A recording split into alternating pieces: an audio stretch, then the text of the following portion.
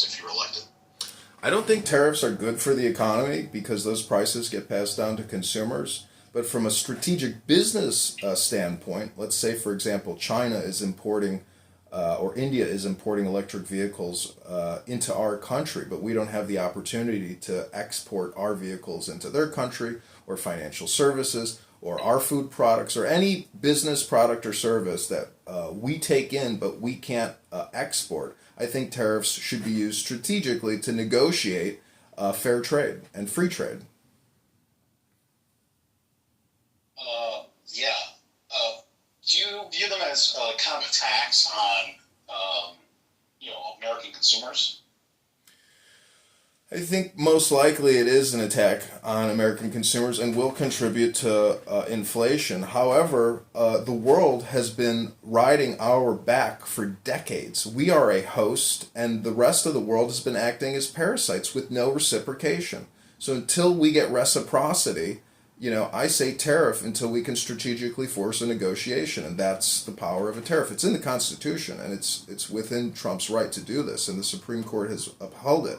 So to me, it's really a non-issue. I feel like the left makes it an issue because they don't really have a whole lot of other issues to attack Trump and Republicans on.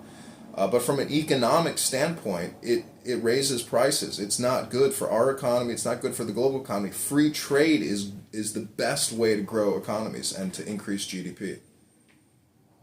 So, kind of mixed there. You talk about free trade, but also supported tariffs. I guess you're saying use tariffs in a more strategic way? Absolutely. It has to be done strategically with a business outcome and a goal in mind, not just punitive measures because they're not doing our bidding overseas.